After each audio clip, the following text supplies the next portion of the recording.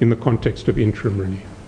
And the principle of AUTA is that it's only in rare cases that the judiciary stops the executive from doing its job pending a review application. Well, of course, the logic of AUTA in the present case works in favor of interim relief.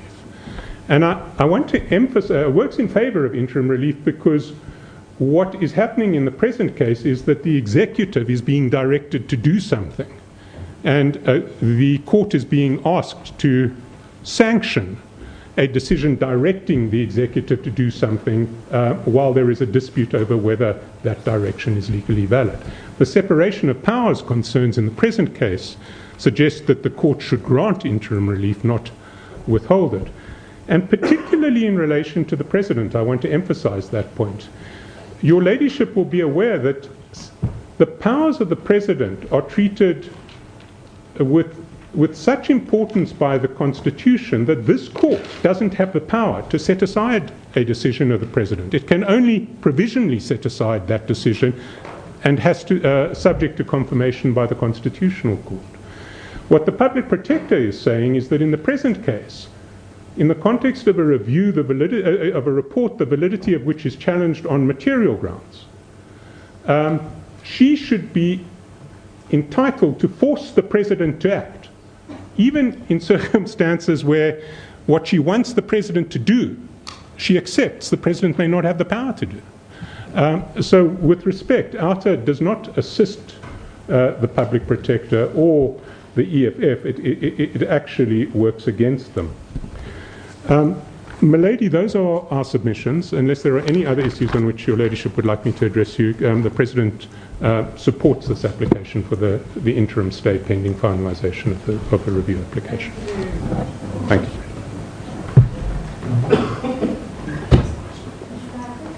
Thank you. Lady, I'll be relatively brief because practically everything that I have to say has been already covered by the Trendo.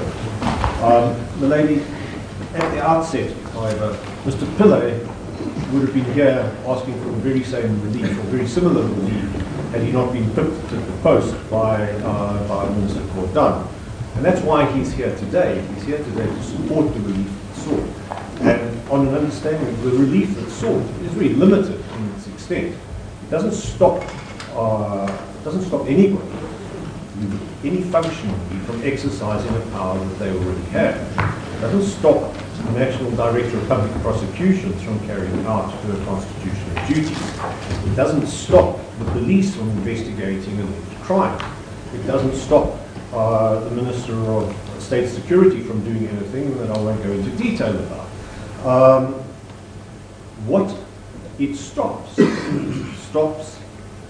those functionaries who've been ordered to do things from basically marching to the drum of the Public Protector in the interim. And there appears to be a misunderstanding on the part of the Public Protector about what the relief actually seeks. And maybe we've set that out in considerable detail in our heads. But the points have already been made. I'll simply reiterate what we've said in the heads handed up to you yesterday. Mr. Pillay certainly has got to stand out to be here today and to support the application. He is absolutely implicated in various aspects of this report. The only aspect that he has no interest in, the lady, is he hasn't been referred to the President's office for action to be taken against him. But in every other respect, he's directly implicated, and he requires the protection of the interdict that Mr. Gordhan seeks. Lady, the fundamental to what Mr. Pillay has to tell this court is this. When the Public Protector first sought his cooperation in her investigation, she sent him a notice. She sent him a subpoena, in fact, and that's part of the record. She sent him a subpoena and she posed various allegations to him. Not all of the allegations that she dealt with in her final report, but some. A few cherry-picked ones. Some of which she's held over for a second report, which Mr. Pillay complains about, says, you just keep coming at me. How many times do I have to spend money on obtaining legal counsel to prepare responses? You're draining me. But be that as it may, he responded fully and in detail to everything that she requested him to respond to, except for one thing, and that was allegations that he had been involved in criminal conduct which is presently subject to a pending trial. He is an accused person, and he said to the public protector in his response, I stand on my right to remain silent. I stand on my constitutional rights. And the public protector, instead of deferring to that, and instead of deferring to the criminal process that is about, engaged, jumped in, boots and all, and found him guilty. On the basis of a conversion of allegations that are made in an indictment against him, she converted that into factual findings against him and his co-accused, by the way, people who were not even part of this investigation. She finds him guilty on paper and simply notes that Mr. Pillay said, I stand on my constitutional right to remain silent. She also totally and utterly ignores something very important Mr. Pillay told her, that the National Director of Public Prosecution is presently engaged in a constitutional process of review of the decision taken to prosecute me and my co-accused. And what the Public Protector does here is she orders the National Director of Public Prosecution to expedite that trial. Expedite it. Bring it to a conclusion. And what we read into that, is stop your process of constitutional review, which you have a duty and an obligation to do, and to do it conscientiously, and get this matter into court and finish it on an expeditious basis. Let me say that that is something, were it not for the way in which the relief has been passed in the notice of motion, we would suggest that particularly ought to be intimated. But it's up to the National Director of Public Prosecution to do what as she wishes. She's an independent person who has fealty only to the Constitution and the duty to act independently and fearlessly. And we trust that she will. And what this order will do, if granted today, will prevent her from having to kowtow to a director of the public protection. The lady, the same goes for the issues regarding the directives that are given to the National Commission of Police. The lady, I want to briefly raise this. Mr. Pillay, first of all, put up a very detailed explanation of matters we called upon under the subpoena. Later, he was faced with the Section 79 notice, where the public protector set out in considerable detail the findings that she said she intended to make, the prima facie findings, and asked him to comment. He commented, he commented in a 121-page affidavit with annexures. The annexures consisted of evidence. What he stated consisted of evidence. He made statements of fact under oath. Public Protector's report is a conglomeration of allegation, hearsay, bits and pieces of documents, information that the Public Protector has received from all sorts of sources that she doesn't actually reveal. In the face, so what she does, lady, is she appears to say, I have these allegations. All you do, Mr. Pillay, is you complain about my procedure, complain about my process. His entire 121-page affidavit is dismissed in almost one paragraph in the report. You're complaining about my process and you're complaining about my evidence. Mr. Pillay actually was at pains in his affidavit to point out to the public protector what constitutes evidence. That what she had referred to in her draft report, in her section 79, was not evidence at all. It was merely assertion, not evidence, and he put up countervailing evidence. It's been entirely ignored. Now that fundamentally goes to the heart of the report, and goes to the heart of the review that Mr. Pillay will bring.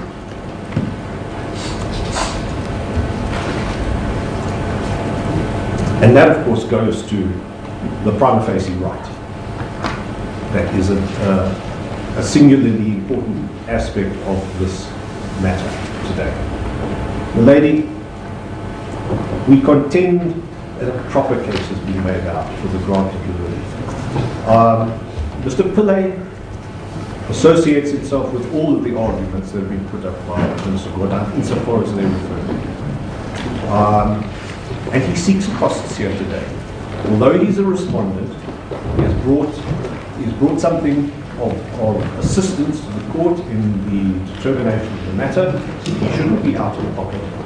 And we suggest that on the bio-watch principle, he is also similarly asserting his, vindicating his constitutional right, and that he should get his costs paid on this occasion by the public protector, which would include the lady of costs to counsel. As a Yes. Chairman, you're not close to the microphone. We have made an arrangement.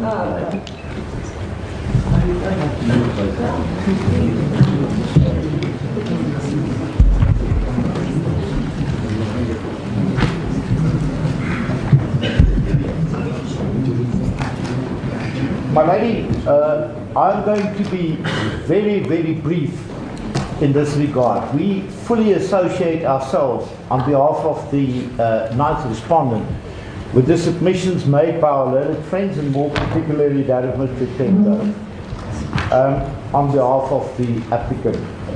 You will find that the finding that was made against Mr. Mkhwebane, who was asked to assist in the investigation, was that he was lying under oath, and that he actually committed perjury. Now, if you have regard to what is said by Mr. Mkhwebane, and I'm not going to go into detail because that is for part B, but he sets out in page 1282, 1330, exactly what happened here. A question was posed to him in the form of a complaint about an illegal unit at SABC, and he later explains that the illegal unit was publicly and colloquially referred to, even by the public protector, as the so-called road unit. And his response was, I was never aware of a road unit in SABC. Then the response is, but you are misrepresenting yourself. That sounds like impersonating somebody. But those were the words. Because there was a road unit, and you should have known about it. On further investigation, he finds out that it concerns a memorandum when he was still in charge of human resources at SARS in 2007, 12 years ago.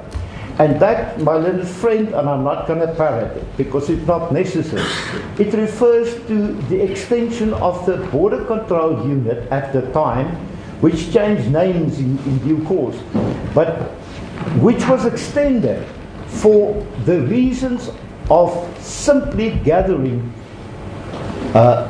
taxes on the illegal trade. And my learned friend already quoted you, it's abalone, smuggling of tobacco, etc. And if you look at the memorandum which is attached to Mr. Mkhwebane's affidavit, the second so-called, this MO2 in the reference, if you have regard to that, you can clearly see that how it can be inferred from that document that Mr. Mkhwebane was aware of what is called now, and my learned friend Mr. Trendove set out clearly what is illegal and what is not illegal. I'm not going to repeat it. We associate ourselves with those submissions. Then the finding that Mr. Magashula is guilty of perjury is so far-fetched, it is so irrational that it should be set aside as part of B, and I'm not going to address you on that now. When it then comes to the requirements of interim relief, we humbly submit that for the same reasons that my learned friends already pointed out in detail, with which we associated ourselves, he's got a right, a constitutional right, to have the stay and to challenge it. You will see that the finding was made in paragraph 8.5.1 of the Public Protector's report, final report. Now, I must just point this out to you, that Mr. Magashula made his second affidavit, the so-called MO2, which is attached to his supporting affidavit in this application, in the pages that I referred you to. He clearly indicates, but I explained in full. My explanation was partly quoted. No evaluation of that evidence was ever made. In fact, it was simply ignored. And it was decided then in 8.5 that the Commissioner of SABC should now, of the South African Police Services, should now within 60 days investigate his criminal conduct for perjury. Now, surely this is a serious allegation, tarnishing his person, his reputation and his honor. And he has a right to protect that. Although it seems that he is not part of the other investigation to be done by SABC, it is not clear to us exactly what must be investigated. One thing we know, that the last sentence, or the last part of the sentence, just to boot, says including Mr. Magashula's conduct of lying under oath.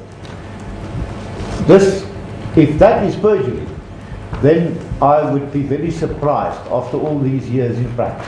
But that is the illogical and the unexplicable finding that the Public Protector makes about Mr. Magashula. I wish to point out, if one has to have regard of the dealings with the factual situation, if there was ever such, there is a part quoted in the interim report by the Public Protector under the heading Mr. Magashula's evidence. It refers to some internal memorandum in SAS, which he clearly indicated, I have no knowledge of that. I was not the author. I didn't give it to you. First time I see it. But in any event, it says you must all act legally. Whoever said it. That specific passage was reprinted in the final report without even referring to what he explained.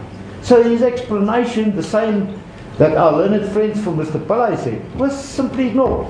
And for that reason, he has met all the requirements, and I'm not going to list them, because my learned friends have already indicated it in detail to you, and that same applies to him.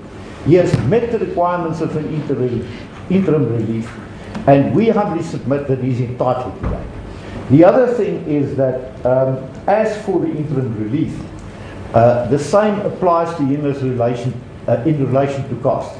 For that reason, we say that we support precisely the order that is suggested by our learners, or submitted by our learned friends in the heads, page 45 in paragraph 103, including the submissions made by Mr. Tengo in respect of costs. We have, for instance, it's not only him, but he specifically has been in business since 2013. He makes a living by his own toil. Now he's drawn into matters that happened, according to that memo, in 2007. It's never been suggested that after that time he was involved with this unit, and he says in his affidavit, if there were some people who did illegal things individually, they were on a frolic of their own.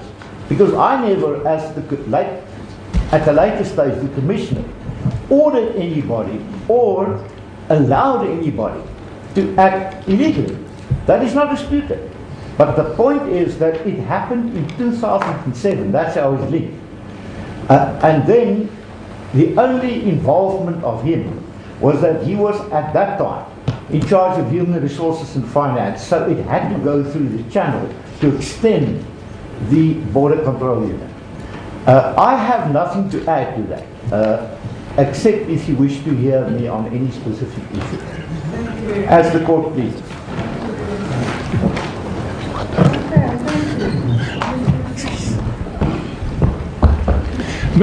May we switch?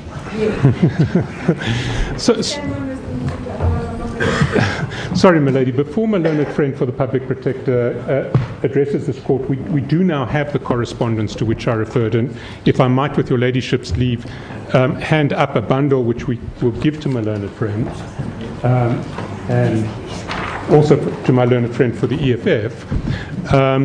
And if I might briefly just identify the passages in that bundle, your ladyship will see that the bundle is paginated. That's because it is included in the papers in the parallel review proceedings relating to, or interim relief proceedings relating to the review of the decision concerning the extension of Mr.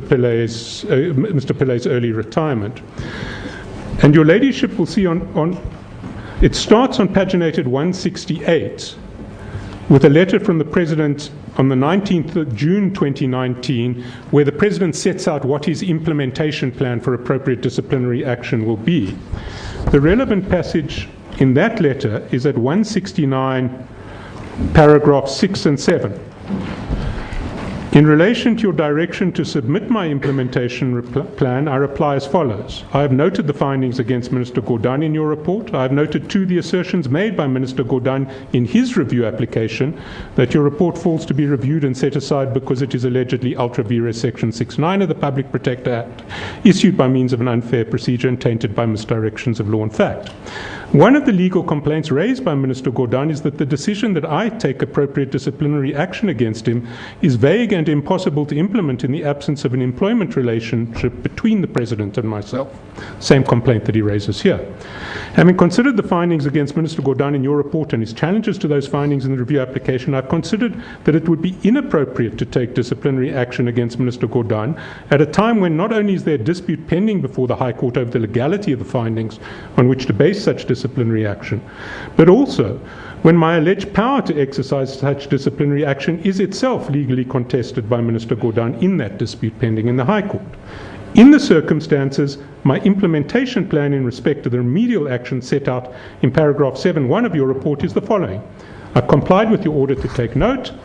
I've concluded that the process of taking appropriate disciplinary action against Minister Gordhan would best be served by waiting until the legal processes of his review proceedings have clarified 7.2.1 what disciplinary powers, if any, the Constitution allows me to exercise over Minister Gordhan beyond removing him from the Cabinet, and 7.2.2 whether there are any lawful grounds for the exercise of any such disciplinary powers.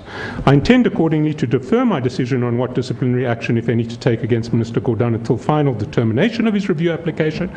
I trust you're satisfied with this implementation plan. If you're not so satisfied and require me to exercise any disciplinary powers I may have over Minister Gordhan before his review proceedings have been finally determined, I invite you to approach the High Court for an order compelling me forthwith to do so. So in other words, in this letter sent on the 19th of June, the President did exactly what the Public Protector in her heads today says he should have done. The response of the Public Protector was illuminating. That's the next letter, MCR 4, 171 to 173, sent on the 26th of June. If you go down to paragraph 4 on page 172, the President's letter is not only based on the wrong understanding of the law, but a mere assurance by a third party that the President should not comply with my remedial action. The President's refusal to act on my remedial action is a failure on the President's part to uphold the Constitution. So she characterizes what the President has done as defying her and refusing to uphold the Constitution. The President's quite taken aback by this and thinks that there's a misunderstanding. So on 3 July, he writes MCR 5, page 174. With respect, I fear you've misunderstood my letter of 19 June. I have not refused to act on your remedial action. Sets out what the reports say and says at the foot of the page, I've complied with your direction by firstly taking note of the findings in your report insofar as they relate to Minister Gordhan, and secondly sending you an implementation plan indicating how I will implement the remedial action you've directed to me to take. And that is, I've sent that within the 30-day deadline that you directed I do so in paragraph 1. You appear to have concluded that I'm refusing on your direction to take appropriate disciplinary action against Minister Gordhan. That is not the case. In terms of your directions for me to determine what's appropriate disciplinary action to take, as pointed out in paragraph 5.4 of my letter of 19 June, I've concluded that at this stage, for the reasons stated in my letter, there is yet no action that would be appropriate to take. I'm advised this is a legally sound conclusion to reach on the basis of the judgment of the SCA in Saamwerk Soutwerke, and then the paragraph 66 of that judgment is quoted, where the SCA approved of precisely this attitude in an analogous context. I believe that applying the principle of the SCA judgment to the present situation, it's perfectly in keeping with public and legal policy for me not to undermine the legal process by determining that which the High Court has been called upon to decide in the dispute between Minister Gordhan and yourself. And over the page, an important paragraph, as proceedings in the review applications unfold, the state of affairs in relation to appropriate action may well change. Should this happen, I will promptly notify you of any resultant changes. The public protector is still not satisfied. And then, so on the 9th of July, that's 2 weeks ago today, she writes the letter that starts at 177 and characterizes what the President has done as willful non-compliance with her remedial action, paragraph 9, page 178. Honourable President's persistence on willful non-compliance with my remedial action, which is based on the Honourable President's incorrect interpretation of laws, not only ostensibly contemptuous of my office, but borders on a breach of the Honourable President's constitutional duties, as spelt out in the Constitution. And in paragraph 12, I therefore plead with the Honourable President to avert the constitutional crisis alluded to above by taking heed of my advice and implementing the remedial action as set out in the report, and I emphasize, or obtaining a court interdict to stay the implementation pending the outcome of review proceedings. So when the President says, this is my implementation plan, I want to wait until the review has decided everything, please, so that I know where I stand, what my powers are, what findings are good, what findings are bad. She says that's defying me, and I won't approve that implementation plan. When the President, and that's 2 weeks ago, in this application, when the President says, well, there's now an application to interdict you, and I support that because I think it would be best for us to wait until we know what my powers are, what the validity of the findings are. She says, no, what you should have done is you should have come to me with an implementation plan saying, let me wait until the review proceeding has determined everything. With respect, it's difficult to see that the two positions can be taken in good faith. They are the direct opposite of one is the direct opposite of the other. She expressly says, get an interdict when we say, please please approve this implementation plan. And when we come saying, well, we support the interdict, she says, no, you shouldn't have done that. You should have asked me to approve your implementation plan. Thank you, lady. Thank you very much. Thank you very much. Thank you, my lady. Can I just, from the outset, ask, is urgency an issue? My lady, it's not an issue. Thank you.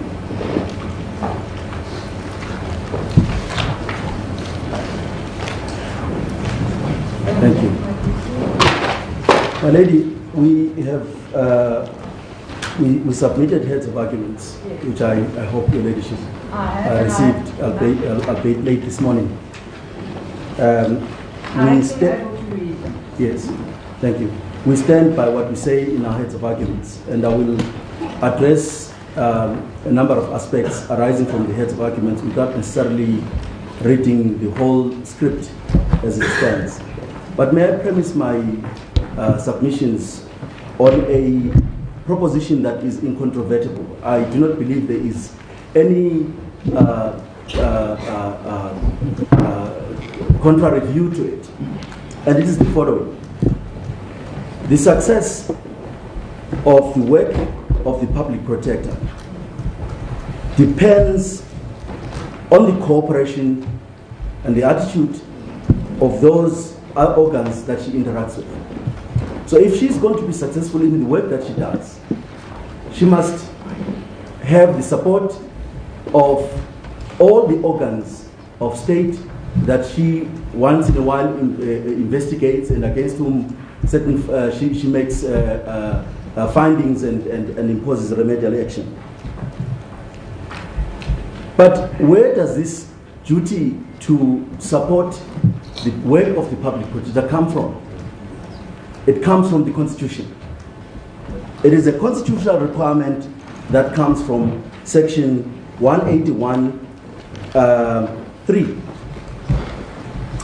And Section 181, yes, 3. 181(3) says, other organs of state, through legislative and other measures, must assist and protect these institutions, which includes the public protector, to ensure the independence, impartiality, and it's an important word I'm going to refer to. It's in the Constitution, the dignity and effectiveness of these institutions. Now, in order for the public protector to be effective, there is a duty to assist and a duty to protect the public protector's dignity. And I want to zoom in on this word dignity because this application is unprecedented for the allegations that the applicant, Minister Gordhan, makes against the public protector. I will refer to them, and I will refer to them in the terms in which they are written in the founding papers. But that perhaps should start from, I will refer to them, but perhaps before I do that, let me make it clear that the public protector ordinarily would have allowed this interdict to go through. She has done that before. But can I explain that, ma'am? Because that's where I'm going to. Yes, so please do. Yes, I'm doing that. So, under ordinary circumstances, she would. The reason she hasn't done that in this case is because the applicant has essentially insulted the public protector in a bid to have classical legal questions answered by a court.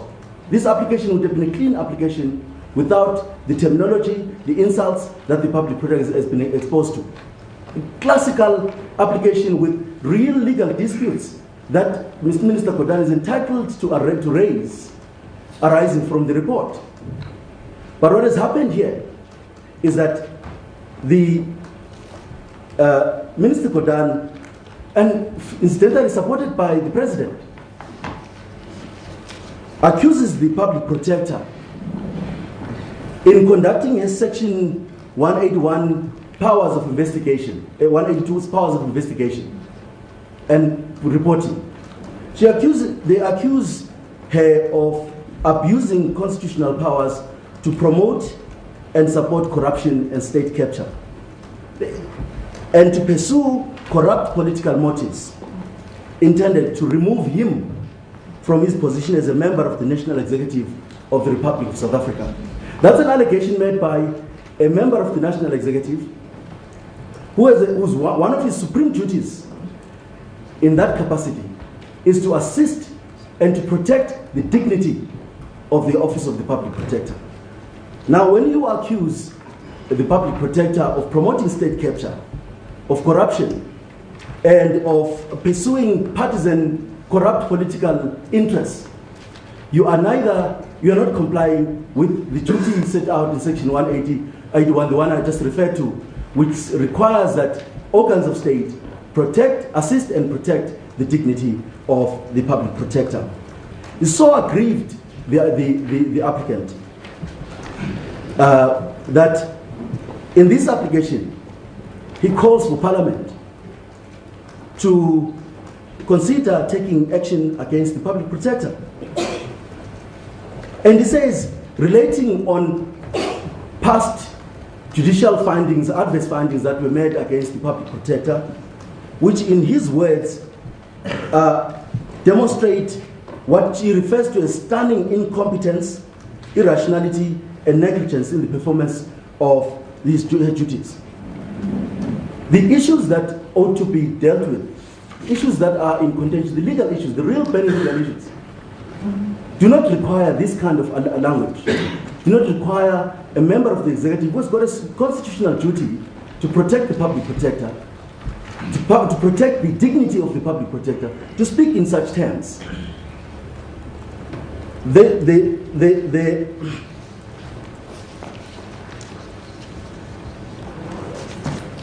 My lady, in fact, I would go to the affidavit and read paragraph by paragraph of these allegations. I've identified them in the application to strike out, but I've summarized them in the heads of arguments. They are the following. When the public protector conducted an investigation, when she made her observation and her conclusions following that investigation, and when she fashioned a remedial action she believed was appropriate, this is what Minister Gordhan accuses her of. He says she endorsed a lie and perpetrated fake news. Those are the terms that are in the application, in the founding affidavit. When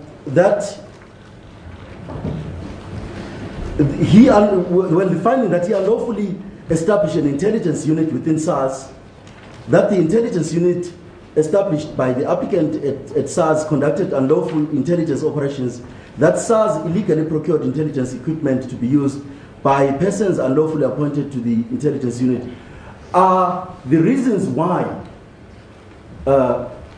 Minister Gordhan accuses, or rather the applicant accuses, the public protector of what he calls a lie and fake news. But there are legal grounds on which the findings of the public protector can be dealt with without name calling her, without calling her the names that are referred to here. The crisp legal question that Mr. Gordhan seeks to have the court resolve is whether or not the establishment of an intelligence unit within SARS was lawful. That's simple and crisp. It does not require him to go as the extent of calling the public protector a liar and a peddler for fake news. It's just not consistent with the constitutional obligation to protect the dignity of the public protector. And then he says that the applicant, when the finding that the applicant acted unlawfully in establishing an intelligence unit in SARS is baseless, defamatory, scurrilous, and a false claim, that under normal circumstances would be no problem. But it's what he says after that. He says, it is made by those who wish to defeat our constitutional project. Now, the public protector is a constitutional being. The minister has a constitutional duty to ensure that this constitutional being is treated with dignity. But when you accuse the public protector, who is our protector, of a wish to defeat our constitutional project, that's a serious allegation. It should never be made unless there is evidence that that is her intention in finding that there was an unlawful intelligence unit within SARS. Then he says the finding of the public protector against the applicant is an attempt to deceive South Africans. It is a fictional narrative with a catchy name that was conjured up, exploited politically, and is now repeated by those implicated in corruption, malfeasance, and state capture. And then he says the public protector appears to have joined these institutions that are allegedly captured. There is no sparing the public protector of these insults. And you know, he then defines what state capture means, and you'll find that in the affidavit. He defines it, and he says it denotes the deliberate, illegitimate repurposing of state institutions to unlawfully benefit political or private interests. Now, if the public protector is allegedly involved in these kind of things, we don't need it. But if you make these allegations on oath before a courtroom, you better have evidence to support the allegation that the public protector is involved in subversive activities that promote corruption, state capture, and the peddling of illicit political interests. In fact, it's so bad in the way that the public press is defined or is referred to that he is put together in the group of what are referred to as rogues. And he says that the public protector is part and parcel of those rogues fiercely resisting the renewal project for political advantage, who stand to lose their access to looting opportunities within the state, who are at risk of criminal prosecution, and who seek to return South Africa to the dark path of lawlessness, corruption, and securitization, and away from our journey to accountability and constitutionalism. And then he says the public press is involved in a fight back campaign. And that campaign, it seeks to taint the minister and other leaders who work for a better South Africa for all its people. In doing so, they advance the factional battles which sow discord and undermine confidence in our country. And then he says, well, what is also problematic, the public protector is supported by prominent participants of this alleged fight back campaign. And then he refers to the EFF and he says, the EFF is also a vocal supporter of the public protector. When concerned South Africans view her record in office and see incompetence, now, my lady, it would be appropriate to say that the public press are incompetent. And of course, it's inappropriate if you've got evidence to show that there is incompetence. A mere finding by a court that she erred or she did not follow proper procedures, it doesn't necessarily mean that she's incompetent. It would be appropriate, and I would have no quibble with the use of the word incompetence. But when you say legal illiteracy and partisanship, you're saying something else. That's personal. The public protector is a qualified, is an advocate. That means she is an LLB.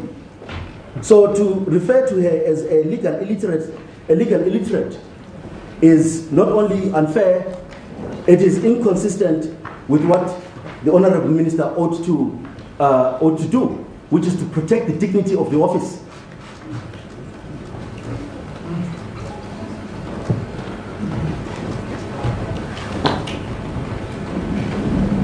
And then, of course, he says that, well, the public protector has ignored certain contrary findings. The findings made by, in relation to the intelligence unit by Justice Nugent, which Justice Nugent, by the way, just says, look, he finds nothing in the law that Skakane found, but it doesn't go into an analysis of the law that he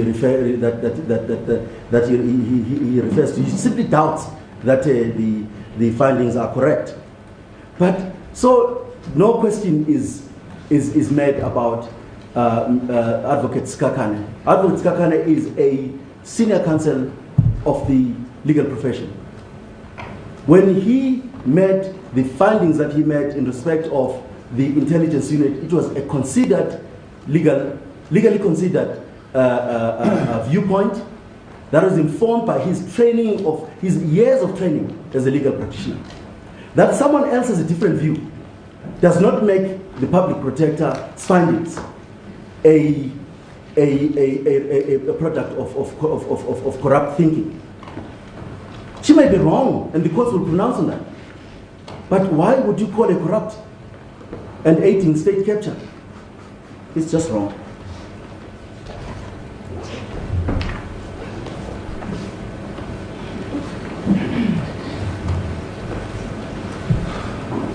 And then she says,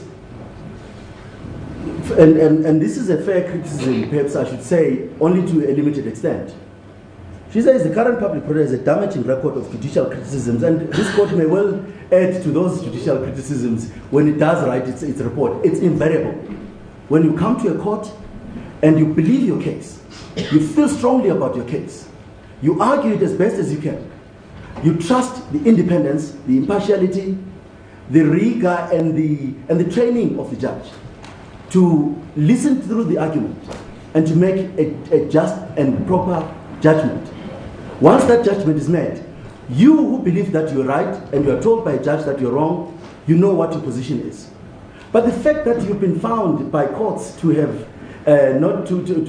adverse findings have been made against you does not necessarily mean that you are engaged in your wrong views as of a nature that you should criticize in the following terms. Minister Gordhan questions the public protector in his words. Public protector's comprehension of her constitutional role, grasp of the law, and ability to act without fear, favor, or prejudice. And one might just add, what would be the position of the minister had he found in his favor and found that there was no intelligence here? He would not have written this kind of words describing the public protector. And it's clear that the only basis on which these words have been used to describe the public protector is that he simply made a finding against the minister. But the minister has a right to review the decision, has a right to raise poignant legal questions in order to get a court which is presumed to be independent to deal with those questions without tarring and marring the public protector in the terms that he has made. And I'll come back later on to why this is relevant for interim order that the public protector is now been forced to oppose. Under normal circumstances, I say, she would have simply sat back and said, okay, fine, he has a right to review that. I'm okay, he can go ahead and review it. And if they want an interdict, they can have it. But against the background of the allegations that are made.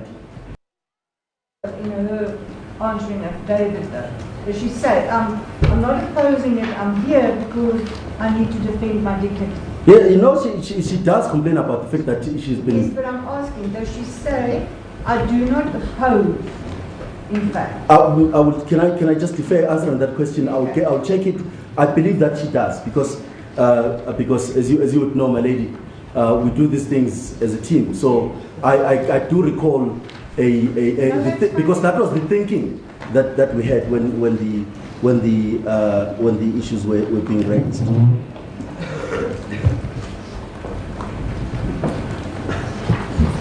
And then, of course, he then says somewhere, it is even clearer when one considers the two reports together that the public protector is seeking to achieve my removal from office as a member of the executive to achieve political objectives.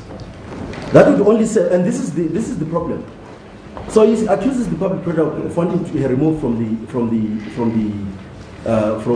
position of the executive, and he says, well, that would only serve to facilitate state capture project and activities. It also would undermine the renewal of state institutions currently underway and promote the interest of political proponents of state capture. Finally, it would let off the hook those responsible for corruption and pocketing of public money. Essentially, the minister accuses the public protector of engaging constitutional powers to malign the minister with the sole intention of having her removed. And and then, of course, as a mark of his displeasure at the public protector appearing before this court, he says, for all these reasons, it's high time that the public protector is put in his place. He must not be ring-fenced from paying costs in the review application. Because he says, well, the public should not continue to fund the public protector who is engaged in these activities.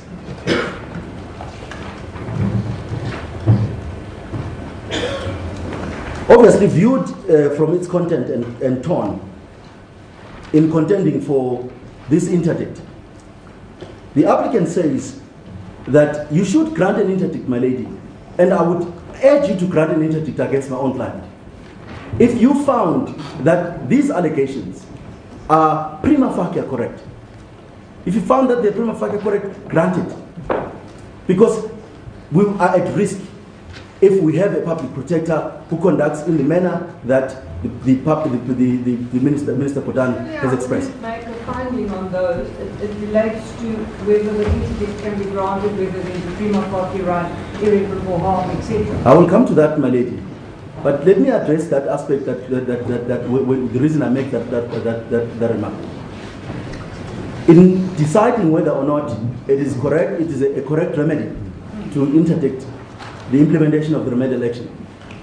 What the applicants have done is to show you, to give you information that must paint a picture of a desperate situation that can be saved by an interdict. The public will be justified to have no confidence in a public protector who engages in state capture, corruption, and the promotion of illicit political interests. Would be justified to be outraged that such a public protector is allowed to continue to work. In fact, they would be so outraged that they would also support an interdict against any implementation of her remedial actions. Whether they were correct or not, if these allegations were true, this would call for your intervention that is very firm, and an interdict would be in that expression. So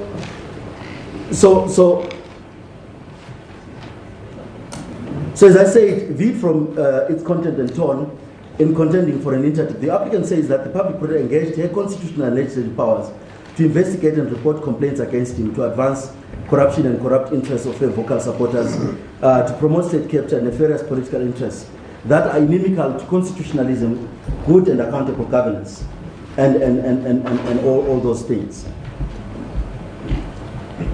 I started off by saying that the public protector will only be successful, and we will all be happy, and there will be joy in the streets if the public protector has the support of all the organs of state. And they don't only support her independence, they also support her impartiality. They support her dignity. They protect it. They protect it with what they say in public about her, what they say in private about it. They protect her against exposure of the kind of statements that have been made in this courtroom by the minister. Now, of course, what is a public protector, a responsible public protector, supposed to do faced with this kind of onslaught?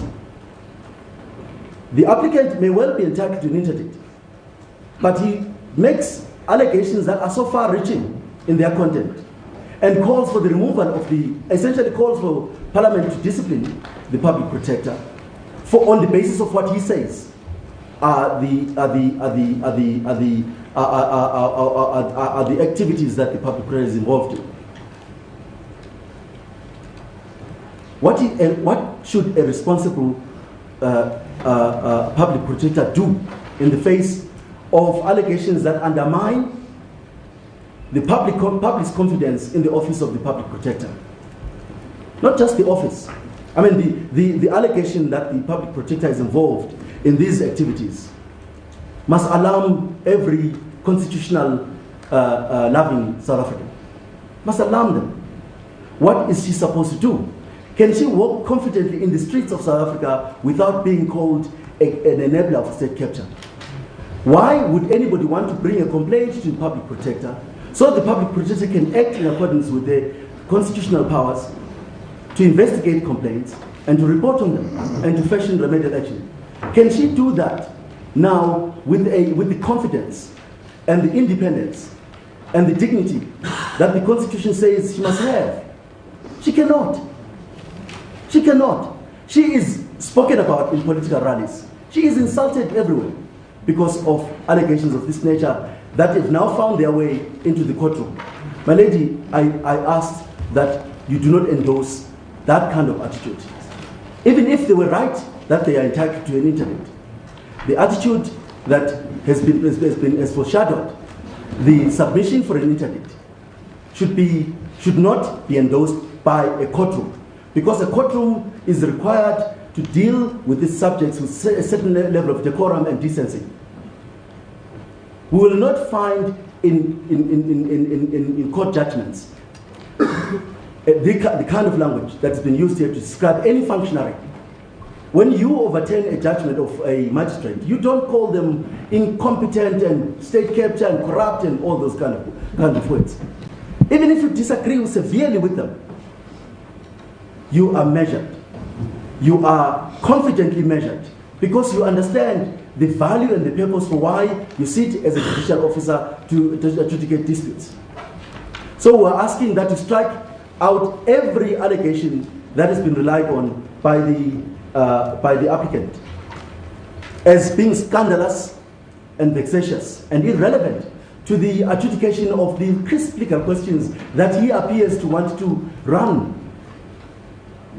And when you have decided whether to strike them off or not, let's assume that you strike them off, because I hope you are sufficiently outraged by these statements.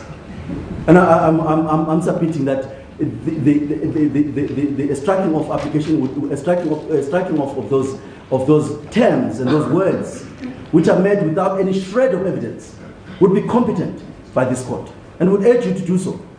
And when you do so, then examine whether or not it is competent to interdict the remedial action. And that's where we can play the game. And as I said, the public protector understands the gravity of the findings that she has made. She understands them. She understands that the minister is not happy. Actually, is no more than unhappy. But she has a duty that she derives from the Constitution. When she makes findings, she is armed by the constitutional power of which allows her independence, effectiveness, dignity, and the other term, effectiveness, and those terms that are all very important, and impartiality. So I must now look at the interdict relief. Now, so my lady doesn't miss the main issue of why we then have engaged the whole spectrum of the legal issues that are before the court. As I said right from the beginning, and I'll check whether that's the position, but you can accept as counsel that when I say that the public protector would, under normal circumstances, not have engaged in the interdict issue at all, but for the insults that she was subjected to in this application, the demeaning and degrading insults that she was subjected to, she had to get involved. Now she now had to think, what is the constitutional of this office? What is the constitutional purpose of this office of the public protector? What am I doing here? What does the Constitution require me to do? It says that I must be assisted by organs of state. I have engaged constitutional powers, and I've reached certain conclusions that are not liked by the people against whom I have made adverse findings. Now, have regards to the constitutional purpose of the public protector. It doesn't operate like a courtroom, like a judicial finding. Its main job of the office of the public protector, as set out in the Constitution, is to support constitutional democracy, to support good governance, to support good and accountable governance, to ensure that when a finding has been made by the public protector, the organs of state against whom such findings have been made and remedial action imposed must support the public protector by implementing them. And we're encouraged by the position taken by the president, because the president says, look, I don't oppose the remedial action, except that I've got some uncertainty about certain legal propositions which we will deal with. Because you will not find insults in the president's application, except to the extent that you read his support of the applicant's application to endorsement of the robust manner in which the the applicant has approached this matter.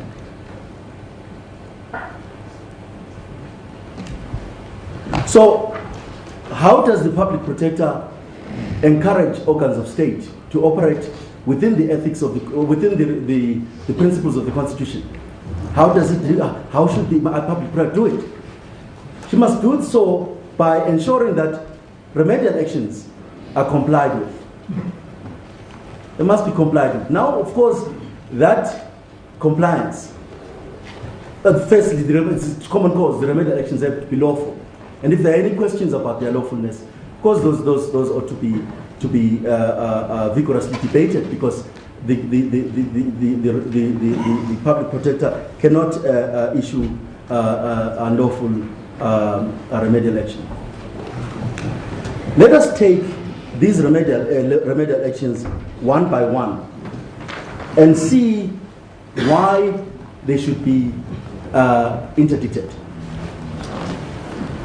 Firstly, in relation to the President's position. As we pointed out, the President doesn't say, and I don't understand my little friend for the President to have said that he does not intend to exercise disciplinary powers, although doubtful of his power to exercise disciplinary powers, because it would be a contrary statement to say that it does not have disciplinary powers when he says, let's wait until the outcome of the review application and then I can act and discipline the Honourable Minister. So I do not understand the President's key argument on the power he has to discipline to be that he has no power to discipline at all. That would be an absurdity. In the power to appoint and the power to dismiss is an implied power to discipline. Why would the President have such a far-reaching power to dismiss if that power does not include in it the power to impose discipline?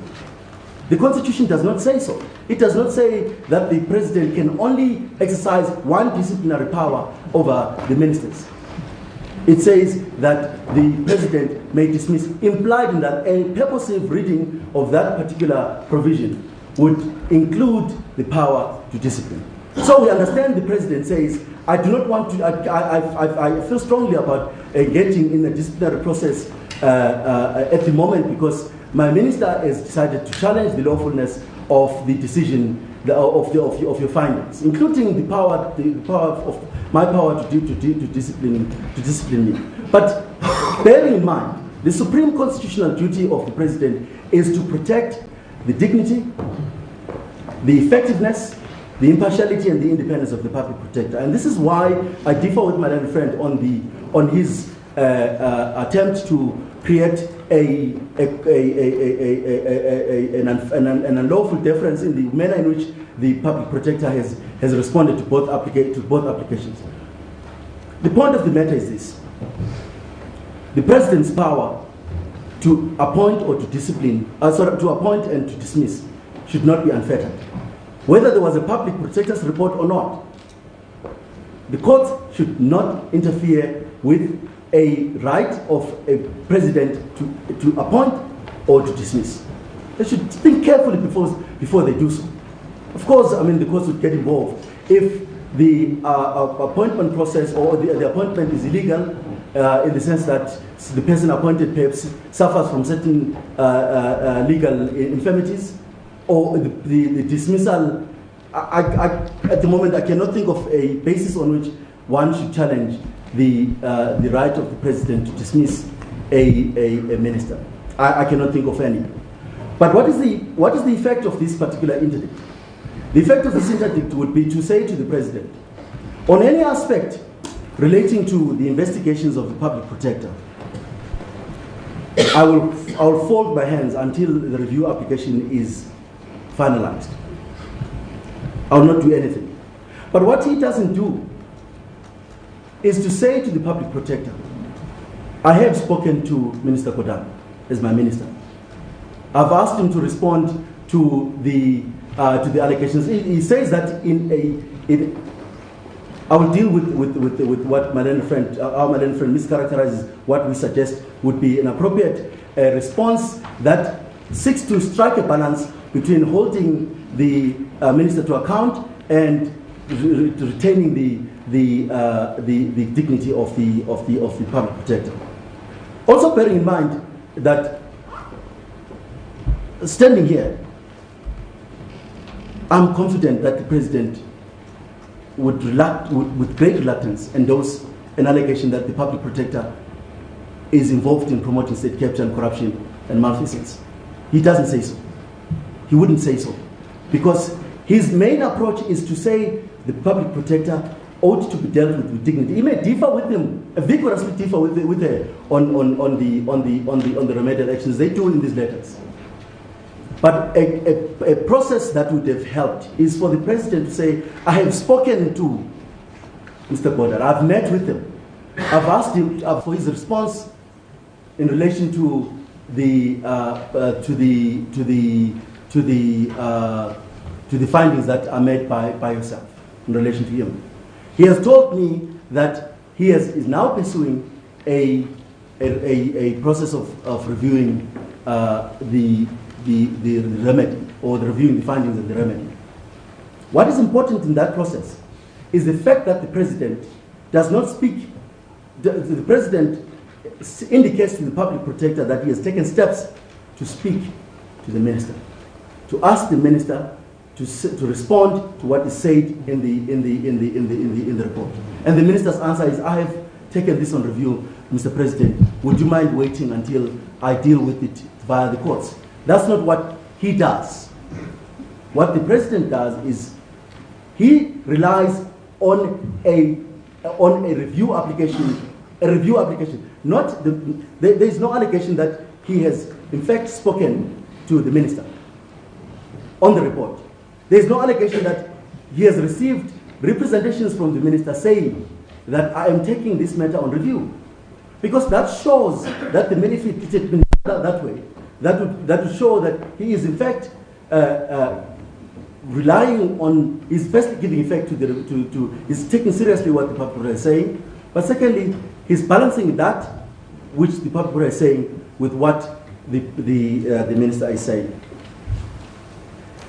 It's really a matter of degree. One says, well, I've just been served with an application to review, and I've read it, and I realized that actually the review includes the remedies that you've met. It's different from saying, I have asked him, he has given me a letter that says I am reviewing it. In fact, he's even shown me the papers of review.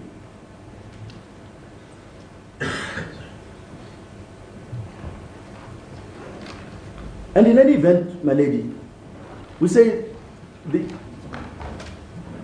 my learned soldier on the right, my learned colleague on the right, I apologize for calling him a soldier, but he does look like one.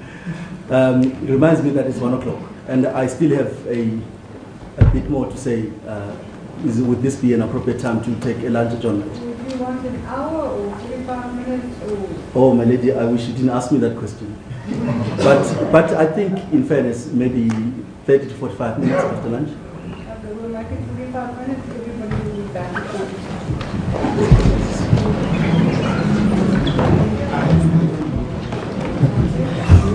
Take my